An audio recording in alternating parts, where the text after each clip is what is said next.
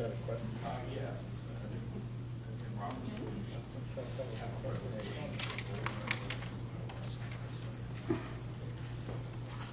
What he's saying is Robert Rules of Law says you should have the old bylaws next to the new bylaws. Well, typically if you read law or RCW or such, you will have existing language unchanged, new language is underlined, and language to be deleted. And I don't understand why, it's my understanding the original document was presented that way and was such change. So I spent a lot of time going through and doing that, and I presented it to somebody at the office. And I've heard a number of people complaining about the budget document going out in the mail too, because apparently, it was dealt a while ago that there were vast changes in numbers, but there was no information to help people understand that. So I would encourage the board when they present information to the association to be transparent. And that might also include breaking out each bylaw for adoption or rejection.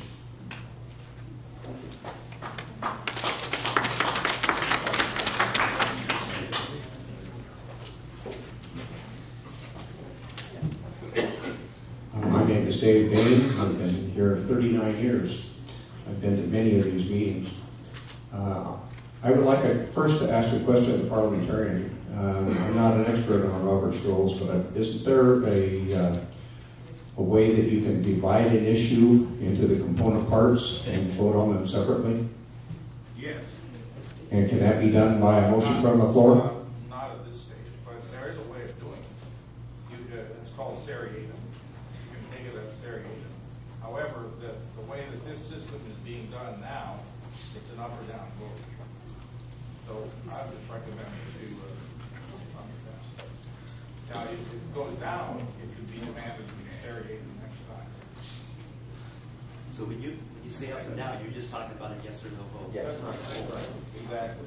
So what he's saying is that at this point it's an up and down vote at this meeting. In the future, if it's turned down, then we could split up the individual votes. Individual entities. Okay, thank you. I am against the motion as it's been presented to us tonight, all these various component parts, some of which I'm okay with. I don't like a broad-based, unrelated group of issues being asked to be voted up or down by the body. I think that there's, as the previous speakers have pointed out, we have a number of issues that's far too wide open. The chart that you've been presenting here about the process, I would remind everyone present that that process could be changed tomorrow morning. I work at Boeing, and we have thousands of processes, and they change daily. So, I'm just saying, it's dangerous. We have a lot of different things. There are way too many open-ended issues and left in this motion, and I would urge everyone to vote against it. Thank you.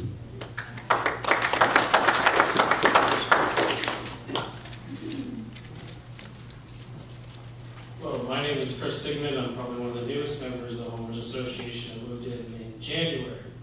And I also received one of those letters in the mail. Now, with all due respect to the process, it needs updating and brought into the 21st century. But as far as the issues in regards to Article 14, as far as I'm reading here, this really would only be applied to those who don't abide by the rules per se. Is that correct? That's correct. Okay. And when the gentleman was having a discussion with the attorney, I think the attorney was about to say that any legal counsel that works for an entity or an HOA in this case is going to advise their client what is beneficial to them as a client. They're not going to pursue action against someone who is probably going to lose because then they with themselves incurs the fees. Is that something you were trying to mention? Well, absolutely. I mean, if a board calls me up and says, we want to sue so-and-so, we always inquire what it's about. Send us photographs, blah, blah, blah. There have been times when we look at photographs or we look at something complained of and we go, no, that's really too picky. that's not a violation worthy of spending money on.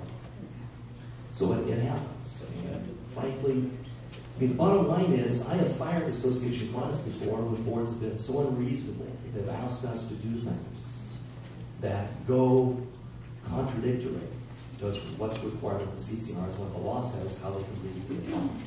I don't represent associations or work with boards who are unreasonable in their approach. Okay, thank you. So what I'm getting at thank you for saying that, these grounds, I understand the concerns of the other members that were reading through this, but it doesn't affect anyone that's here. We're the ones showing up making decisions. The people it's going to affect are the people that aren't here. They're the people that are going to drive down the property values because they don't decide to do their work. So to me, this makes perfect sense. I work for the federal government. I deal with policies and laws all the time. Talk about open-ended. I deal with that every day and have to provide explanations to people who don't know how to read. So this is very open-ended, but also at the same time, if I got that letter saying I had grass in my driveway and I couldn't figure it out and I had to ask my neighbor, that's one issue. Your flow chart, granted, yes, it can be updated like it was mentioned, but at the same time, if they switch that tomorrow, but all of us here go to a small claims court and say, that's not what it said when we were at the HOA meeting, no judge is going to approve and give judgment towards that.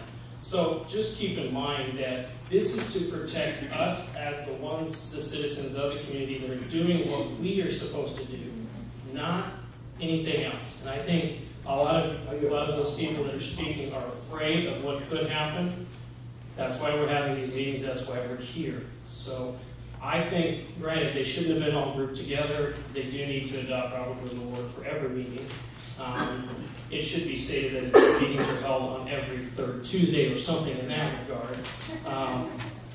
And as far as Article 14, I think it's a new point. I think it's good. The other things are just clerical issues which you have to adopt. So that's my time. Thank you. Thank you. Room. Time for one more speaker.